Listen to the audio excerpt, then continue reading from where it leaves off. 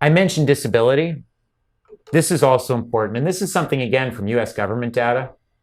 Every month, the Bureau of Labor Statistics, who reports on primarily, they report on the economy and other things, but including the unemployment rate. That's what they're most famous for, is they do a poll, a phone poll of like, I think it's like 20 or 50,000 people to try to figure out what the unemployment rate is every month, who's working, who has a job. They also, in that same polling, ask you, do you have someone in your household who's disabled? And there's specific criteria about like, you can't bathe yourself, you can't feed yourself. Like there's a long questionnaire about whether you do or don't qualify. The um, the What this data shows, and they only started asking this question in 2009. But what it basically shows is this rate was relatively stable for most of the past 15 years. However, starting in 2021, it's skyrocketed.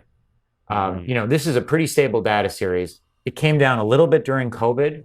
A good explanation for why it declined during COVID is that people who were disabled disproportionately had COVID mortality. They were more likely to die. And so therefore they were no longer in the data set as disabled. And so the real benchmark for probably post-COVID recovery should be sort of lower than the average.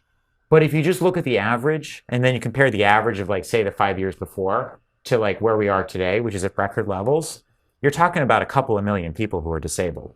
Wow. If you add to that to the maybe 2 million people who've been excess mortality over the past 2-3 years, if you round up, it comes close to 2, since the beginning of COVID, you're talking about somewhere between, maybe, depending on how you measure all these things, because they're a little bit imprecise, you're talking maybe 5 or 6 million Americans who are either dead or disabled since the beginning of COVID.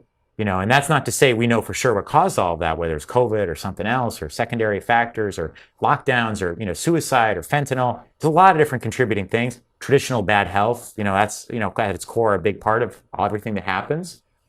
But the scale of the tragedy is really mind-blowing when you start adding up the numbers. And of course, these are US numbers. For globally, you're going to do 10 or 20 times more, given global populations.